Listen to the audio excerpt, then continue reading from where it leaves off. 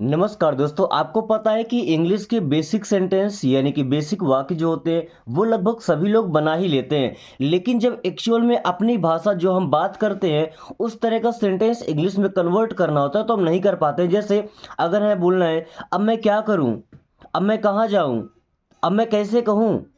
दोस्तों इस प्रकार के सेंटेंस बनाने में सबसे ज़्यादा प्रॉब्लम होती है। ओके, तो अगर आप भी चाहते हैं कि इस तरीके के सेंटेंस आप चुटकियों में बना पाए, दोस्तों आपको दो दो तरीके बताऊंगा। एक तरीका होगा हमारे स्पोकन के लिए और दूसरा तरीका ग्रामेटिकल होगा। यानी कि अगर आपको कहीं ग्रामर के रूल्स लिखना है तो दूसरा वाला तरीका फॉलो करना पड़ेगा, ताकि कोई भी ये ना कहे कि सेंटेंस गलत है ग्रामेटिकल तरीके से। और पहला तरीका हमारे स्पोकन का, क्योंकि जब हम बात करते हैं तो कोशिश करते हैं कि हम कम शब्दों में अपनी भावना को, अपने इमोशंस को एक्सप्रेस कर पाएँ। ओके, और सबसे अच्छा बोलने वाला वही होता है जो कम शब्दों में ज़्यादा चीज़ों को समझा सके।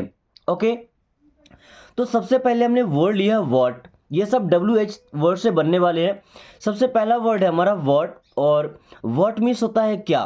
तो इससे सब्जेक्ट क्या बनेंगे या सेंटेंस क्या बनेगा, अब मैं क्या करूं, अब मैं क्या कहूं, अब मैं क्या पढ़ूं, अब मैं क्या खाऊं। इस तरीके के सेंटेंस अभी हम बनाने वाले हैं। ओके, तो अगर नॉर्मल सब्जेक्ट सेंटेंस बनाना है स्पोकन के लिए तो सबसे पहले व्हाट लगाएंगे, इसके बाद टू लगाना है, वर्ड के साथ टू, और वर्ब का पहला फॉर्म लगाना है यानी कि मेन वर्ब लगाना है, और लास्ट में क्वेश्चन मार्क तो हमेशा ही रहेगा क्योंकि हमारा सेंटेंस ही शुरू हो रहा है डब्ल्यू एच वर्ड से। ओके, अगर ग्रामेटिकल तरीके से बनाना है तो व्हाट के बाद में हमें शुड लगाना पड़ेगा। शुड का मतलब होता है चाहिए, है। जैसे आपको जाना चाहिए, आपको पढ़ना चाहिए, आपको इंग्लिश सीखना चाहिए। ओके, तो हम यहाँ पे यूज करते हैं शुड का, और यहाँ पे एल साइलेंट होता है, ये बात आप ध्यान रखिएगा। व्हाट और शुड के बाद में आएगा सब्जेक्ट। देखिए हमारे पहले सेंटेंस में सब्जेक्ट है ही नहीं, पहले सेंटेंस में सब्जेक्ट नहीं है, लेकिन दूसरे में सब्जेक्ट भी लगाना है, और वर्ब का तो पहला फॉर्म ही आएगा। ओके, अब पहले में सब्जेक्ट हमारा हिडन होता है। जैसे मैं अगर बोलता हूँ कि वहाँ जाओ, तो वहाँ जाओ का मतलब तुम वहाँ जाओ, तो यहाँ पे यू हमारा हिडन है। ओके, मैं बोलता हूँ कि खाना खाऊंगा, तो खाना खाऊंगा मतलब मैं खाना खाऊंगा, तो यहाँ पे आई हमारा हिडन है। दोस्तों ये कॉमन सेंस, अपना सेंस लगा के पता करना होता है कि इसमें कौन सा सब्जेक्ट लगा हुआ है। ओके, हालांकि हम तो इंग्लिश और हिंदी साथ में सीख रहे हैं। सो चलिए कुछ प्रैक्टिस कर लेते हैं पहले स्ट्रक्चर में। Word to do now, what means होता है क्या, टू डू, डू मीन्स करना है, नाउ मीन्स अब, नाउ मीन्स अब। नाउ हमेशा सबसे लास्ट में आएगा, नाउ को हमने स्ट्रक्चर में ऐड नहीं किया है। Okay, what to do now, अब मैं क्या करूं या अब क्या करूं। व्हाट टू डू नाउ, अब क्या करूं।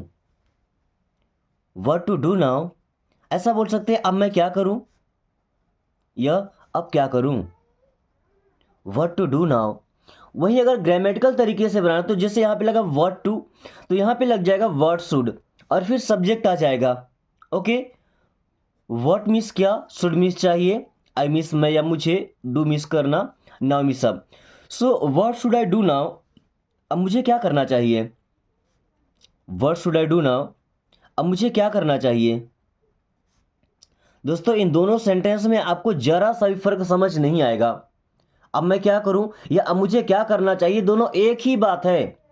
बस पहला सेंटेंस हमारा स्पोकन के लिए है, ओके, और दूसरा हमारा ग्रामेटिकली फिट सेंटेंस है। ओके, कुछ और एग्जांपल से समझ लेते हैं। Word to read now, read का मतलब होता है पढ़ना। Okay, so word to read now, आप क्या पढ़ें। देखिए हिंदी में सब्जेक्ट क्या था, वी था। ओके, ऐसा ही बोल सकते हैं कि सब्जेक्ट लिखा हुआ नहीं है, लेकिन हमें दूसरा बनाया है, वहां पे हमने वी ऐड किया है। ओके, वी सब्जेक्ट लिया है। So word to read now, आप क्या पढ़ें या अब हम क्या पढ़ें। वर्ड टू रीड नाउ, अब हम क्या पढ़ें। Okay, word should we read now, word should we read, हमें क्या पढ़ना चाहिए। नाउ मीन्स होता है अब, word should we read now, अब हमें क्या पढ़ना चाहिए। Word should we read now, अब हमें क्या पढ़ना चाहिए।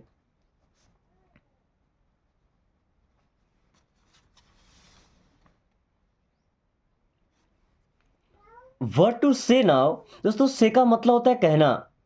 वर्ड टू से नाउ, अब मैं क्या कहूं। व्हाट टू से नाउ, अब मैं क्या कहूँ। व्हाट टू से नाउ, अब मैं क्या कहूँ। व्हाट शुड आई से नाउ, शुड आई से मुझे कहना चाहिए। व्हाट शुड आई से नाउ, अब मुझे क्या कहना चाहिए। व्हाट शुड आई से नाउ, अब मुझे क्या कहना चाहिए। व्हाट टू आस्क नाउ, दोस्तों आस्क मतलब होता है पूछना। व्हाट टू आस्क नाउ, अब मैं क्या पूछूं। व्हाट टू आस्क नाउ, अब मैं क्या पूछूं। व्हाट टू आस्क नाउ, अब मैं क्या पूछूं। What should I ask now, what means क्या, शुड आई आस्क मुझे पूछना चाहिए, नाउ मीन्स अब। What should I ask now, अब मुझे क्या पूछना चाहिए। What should I ask now, अब मुझे क्या पूछना चाहिए। What should I ask now, अब मुझे क्या पूछना चाहिए। व्हाट टू ईट नाउ, ईट का मतलब होता है खाना। व्हाट टू ईट नाउ, अब मैं क्या खाऊं। व्हाट टू ईट नाउ, अब मैं क्या खाऊं। What should I eat now, what should I eat मुझे क्या खाना चाहिए, नाउ मीन्स अब। What should I eat now, अब मुझे क्या खाना चाहिए। What should I eat now, अब मुझे क्या खाना चाहिए। What should I eat now, अब मुझे क्या खाना चाहिए। दोस्तों हमने पहला तरीका देखा जब हम वर्ड का यूज कर रहे थे, वर्ड टू या वर्ड शुड का। हमने दोनों तरीका समझ लिया, चाहे तो स्पोकन इंग्लिश सेंटेंस बनाना हो, चाहे सेंटेंस हो ग्रामेटिकली बनाना हो। ओके, वही दूसरा तरीका वेयर, अब मैं कहाँ जाऊँ, अब मैं कहाँ रहूँ, अब मैं कहाँ पढ़ूँ। तो कहाँ के लिए यूज करते हैं वेयर शब्द का। स्पोकन के सेंटेंस बनाएंगे तो सब में सेम रहेगा, जैसे WH वर्ड लगाना है, उसके बाद में टू, और उसके बाद में वर्ब का पहला फॉर्म। दूसरा स्ट्रक्चर भी सेम रहेगा, बस मैं अलग अलग आपको बना के दिखा दिया हूँ। जैसे WH वर्ड के बाद में शुड आएगा, उसके बाद सब्जेक्ट आएगा, फिर वर्ब का पहला फॉर्म आएगा। हमारा पहला स्ट्रक्चर भी ऐसा ही था। लगभग 9 से 10 स्ट्रक्चर आपको मिलेंगे जो कि सेम सेम स्ट्रक्चर होंगे, बस यहाँ पे जो WH वर्ड है वो चेंज होते रहेंगे। ओके, ये आपको ध्यान में रखना है। जैसे where to go now, where to go कहाँ जाऊं, नाउ मीन्स अब। वेयर टू गो नाउ, अब मैं कहाँ जाऊं। वेयर टू गो नाउ, अब मैं कहाँ जाऊं। ओके, या अगर शुड लगा के बनाते हैं दूसरे स्ट्रक्चर से, so where should I go now, where should I go मुझे कहाँ जाना चाहिए, नाउ मीन्स अब। Where should I go now, अब मुझे कहाँ जाना चाहिए। Where should I go now, अब मुझे कहाँ जाना चाहिए। Okay, where to sleep now, where to sleep, sleep का मतलब होता है सोना, नाउ मीन्स अब। Okay, where to sleep now, अब मैं कहाँ सोऊं। वेयर टू स्लीप नाउ, अब मैं कहाँ सोऊं। Where should I sleep now, where should I sleep मुझे कहाँ सोना चाहिए, नाउ मीन्स होता है अब। Where should I sleep now, अब मुझे कहाँ सोना चाहिए। Where should I sleep now, अब मुझे कहाँ सोना चाहिए। दोस्तों छोटे छोटे स्ट्रक्चर से आप इतने सेंटेंस बना सकते हैं कि लाइफ में आपको सेंटेंस याद नहीं करना पड़ेगा। आप खुद सेंटेंस की फैक्ट्री होंगे, खुद से सेंटेंस बना सकते हैं। ना तो कहीं PDF आपको परचेज करना पड़ेगा, ओके, ना कभी सेंटेंसेस की बुक आपको लेनी पड़ेगी। खुद से बस स्ट्रक्चर देखते जाइए, सेंटेंस बनाते जाइए। Okay, where to live now, live का मतलब होता है रहना, जिंदगी जीना। Okay, so where to live now, अब मैं कहाँ रहूँ। वेयर टू लिव नाउ, अब मैं कहाँ रहूँ। या where should I live now, where should I live मुझे कहाँ रहना चाहिए, नाउ मीन्स होता है अब। Where should I live now, अब मुझे कहाँ रहना चाहिए। Where should I live now, अब मुझे कहाँ रहना चाहिए। Where should I live now, अब मुझे कहाँ रहना चाहिए। दोस्तों हमारा तीसरा WH वर्ड है होम। होम मीन्स होता है किसे, स्ट्रक्चर हमारा सेम है। अब मैं किसे कहूँ, अब मैं किसे बताऊँ। तो होम के बाद में आएगा टू और वर्ब का पहला फॉर्म। ओके। अगर ग्रामेटिकली फिर सेंटेंस बनाना है तो whom के बाद में शुड लगाना है, फिर सब्जेक्ट और फिर लगेगा वर्ब का पहला फॉर्म। आप देख रहे हैं कि सबके सब स्ट्रक्चर एक ही जैसे हैं, बस इन WH वर्ड्स का मीनिंग अलग होता है, किसे या किससे। ओके, जैसे whom to call now, call करना मतलब फ़ोन करना या कॉल करना। Okay, so whom to call now, अब मैं किससे बुलाऊं या अब मैं किससे कॉल करूं। whom टू कॉल नाउ, अब मैं किससे कॉल करूं, या whom should I call now, whom means किसको या किसे, शुड आई कॉल मैं मुझे कॉल करना चाहिए, नाउ मीन्स अब। whom should I call now, अब मुझे किसे कॉल करना चाहिए, अब मुझे किसे कॉल करना चाहिए।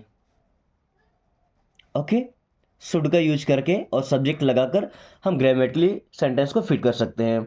ओके, यहाँ पे whom होगा।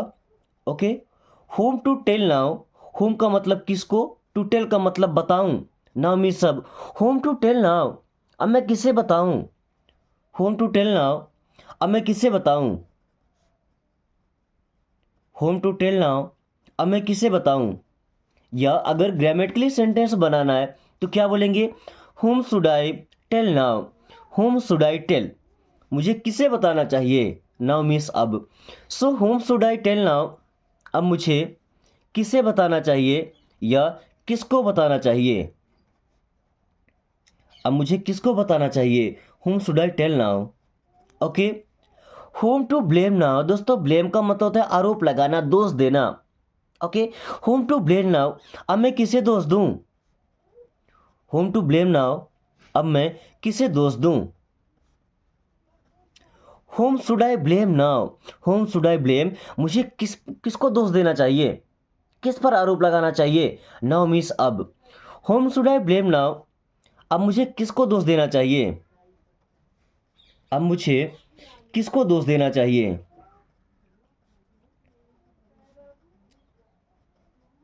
whom should I blame now, अब मुझे किसको दोष देना चाहिए। तो दोस्तों हमने whom के बारे में भी सीख लिया। ओके, अभी सीखना है हाउ के बारे में। ये हमारा चौथा WH वर्ड है। हाउ मीन्स होता है कैसे, कैसे कहूँ, कैसे करूँ, कैसे बताऊँ, कैसे जिए। ओके, अगर ग्रामेटिकली सेंटेंस बनाना है तो हाउ के बाद में शुड और सब्जेक्ट लगा देंगे, यहाँ से टू हमारा हट जाएगा। देखिए टू के जगह पे हमारा शुड आ जाता है। ओके, और सब्जेक्ट फिर लग जाता है अगर शुड आ गया तो, इतना आप याद रखिएगा। और वर्ब का पहला फॉर्म दोनों में यूज हो रहा है, WH वर्ड दोनों में यूज हो रहा है, बस फर्क इतना कि यहाँ पे टू आ रहा है और यहाँ पे शुड और सब्जेक्ट आ रहे हैं। So how to speak English, how to speak कैसे बोलूँ English, how to speak English, English कैसे बोलूँ। या अगर नाउ लगाना चाहते हैं कि अब मैं इंग्लिश कैसे बोलूँ तो यहाँ पे नाउ लगा सकते हैं। How to speak English now, अब मैं इंग्लिश कैसे बोलूँ, how to speak English now, अब मैं इंग्लिश कैसे बोलूँ। ओके, या यहाँ पे भी नाउ हट गया था, देखिएगा how should I speak English now, अब मुझे इंग्लिश कैसे बोलना चाहिए, how should I speak English now, अब मुझे इंग्लिश कैसे बोलना चाहिए। Okay, then how to cook now, दोस्तों कुक का मतलब होता है खाना पकाना या भोजन बनाना। So how to cook now, अब मैं खाना कैसे बनाऊं, हाउ टू कुक नाउ, अब मैं खाना कैसे बनाऊं, हाउ टू कुक नाउ, अब मैं खाना कैसे बनाऊं। या how should I cook now, how should I cook मुझे खाना कैसे बनाना चाहिए, नाउ मीन्स होता है अब। How should I cook now, अब मुझे खाना कैसे बनाना चाहिए, how should I cook now, अब मुझे खाना कैसे बनाना चाहिए, how should I cook now, अब मुझे खाना कैसे बनाना चाहिए। Okay, how to write it now, how to write, write का मतलब लिखना, इट मीन्स इसे, नाउ मीन्स अब। हाउ टू राइट नाउ, अब मैं इसे कैसे लिखूं, अब मैं इसे कैसे लिखूं, how to write it now, अब मैं इसे कैसे लिखूं। How should I write it now, how should I write मुझे कैसे लिखना चाहिए, इट मीन्स इससे नाउ मीन्स होता है अब। ओके, तो अब मुझे ये कैसे लिखना चाहिए?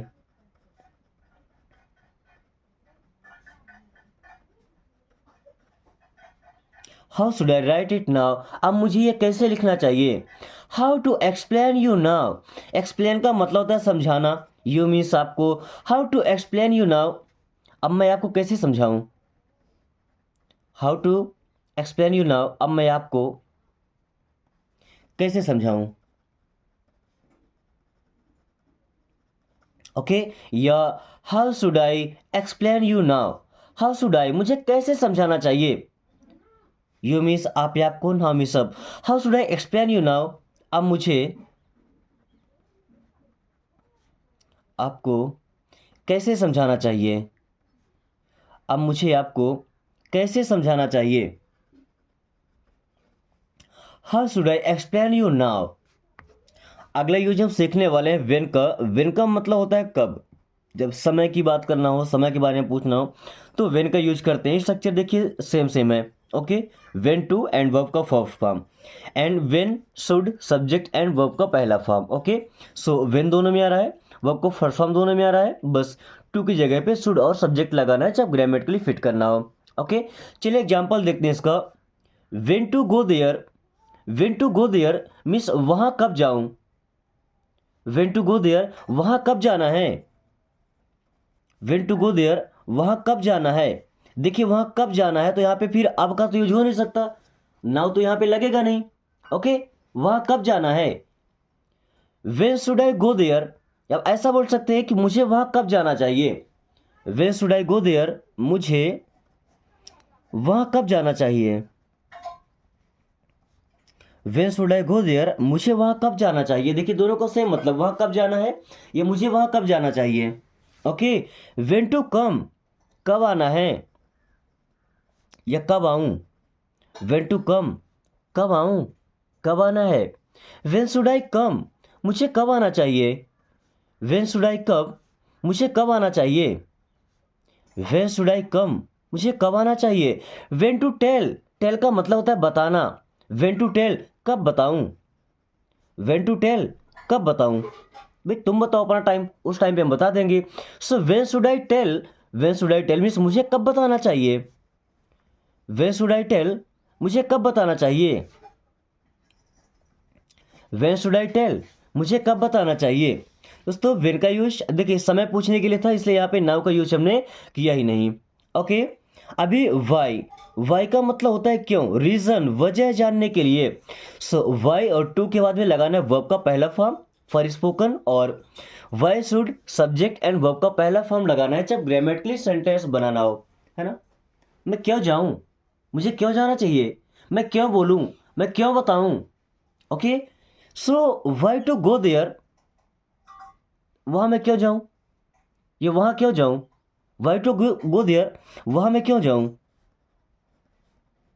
वाई टू गो देयर, वहां मैं क्यों जाऊं। या grammatically why should we go there, देखिए यहाँ पे मैं नहीं, क्योंकि यहाँ पे वी लगा है ना, तो यहाँ पे हम हो जाएगा। वहां हम क्यों जाए, या ऐसा बोल सकते हैं कि हम वहां क्यों जाएं। वाई टू गो देयर, हम वहां क्यों जाए। देखिए यहाँ पे सब्जेक्ट है नहीं, लेकिन जब ऐसे बनाएंगे तो सब्जेक्ट पता, अगर हिंदी में सेंटेंस होता तो हिंदी का पता चलता है कि सब्जेक्ट क्या है, लेकिन इंग्लिश में सब्जेक्ट नहीं है, और सब्जेक्ट नहीं है तो आप अपने अकॉर्डिंग बना सकते हैं। ये भी हो जाएगा कि वहाँ मुझे कब जाना, या मुझे वहाँ क्यों जाना चाहिए। Okay, why should we go there, हमें वहाँ क्यों जाना चाहिए, हमें वहाँ क्यों जाना चाहिए। Okay, why to speak, speak का मतलब बोलना। वाई टू स्पीक, क्यों बोलूं या हम क्यों बोले, मैं क्यों बोलूं या हम क्यों बोले। वाई टू स्पीक, क्यों बोलूं, नहीं बोलूंगा। वाई टू स्पीक, क्यों बोलूं। Why should I speak, speak का मतलब होता है बोलना। वाई शुड आई स्पीक, मुझे क्यों बोलना चाहिए। वाई शुड आई स्पीक, मुझे क्यों बोलना चाहिए। दोस्तों आप लोग मुझे बताइए कि हमें इंग्लिश क्यों बोलना चाहिए। क्या आपको एक्चुअल में इंग्लिश सीखने का मतलब पता है कि आप इंग्लिश क्यों सीख रहे हैं, या हमें क्यों सीखना चाहिए, क्यों बोलना चाहिए। अगर आपको पता है तो मुझे भी एक बार जरूर बताइएगा। ओके, अब देखिए विच वन, जहाँ पे ऑप्शंस होते हैं पसंद करने वाला। तो विच वन का मतलब होता है कौन सा, कौन सा लेना है, कौन सा खरीदना है, कौन सा पसंद है। ओके, कौन सा दूं। विच वन के बाद में टू लगेगा, फिर वर्ब का पहला फॉर्म तो बनेगा स्पोकन के लिए सेंटेंस। वही विच वन के बाद अगर शुड आया, फिर सब्जेक्ट और फिर वर्ब का पहला फॉर्म तो बन जाएगा ग्रामेटिकली सेंटेंस। ओके, लास्ट में क्वेश्चन मार्क रहेगा, ये आपको हर बार नहीं बताना पड़े। Okay, which one to buy, which one कौन सा, टू बाय खरीदूं, विच वन टू बाय कौन सा खरीदूं। Which one to buy means कौन सा खरीदूं, या which one should I buy, which one should I buy मुझे कौन सा खरीदना चाहिए। Which one should I buy मुझे कौन सा खरीदना चाहिए। Which one should I buy मुझे कौन सा खरीदना चाहिए। Which one to wear, wear का मतलब होता है पहनना, विच वन टू वियर कौन सा पहनूं, विच वन टू वियर कौन सा पहनूं। Which one should I wear मुझे कौन सा पहनना चाहिए। Which one should I wear मुझे कौन सा पहनना चाहिए।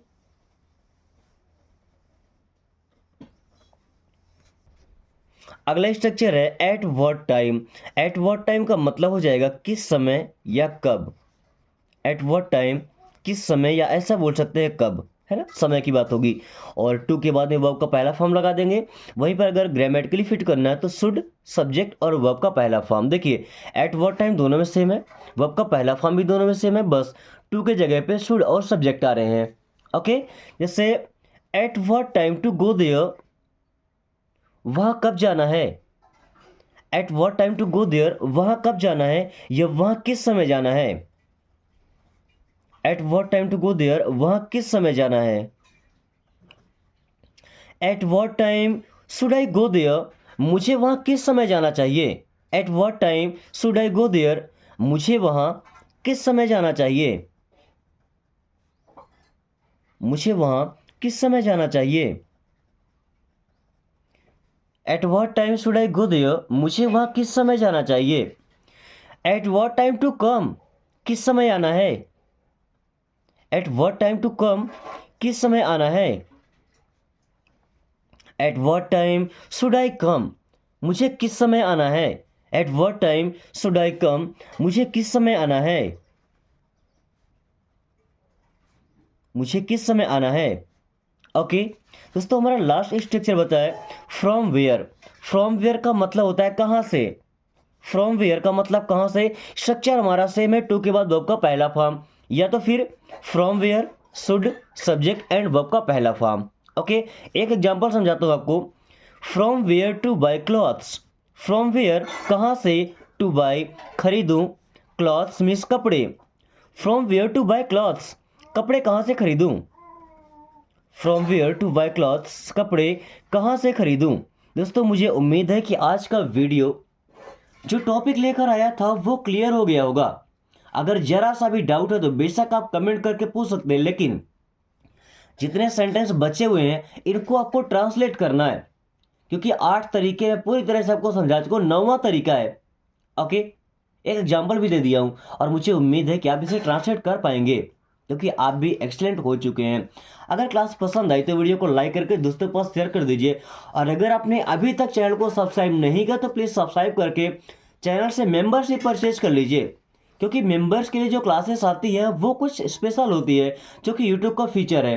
ओके, सो जो मेंबर्स होते हैं उनके लिए काफ़ी सारी स्ट्रक्चर्स होते हैं जो काफ़ी आसानी सेंटेंस बनाना सीख पाते हैं।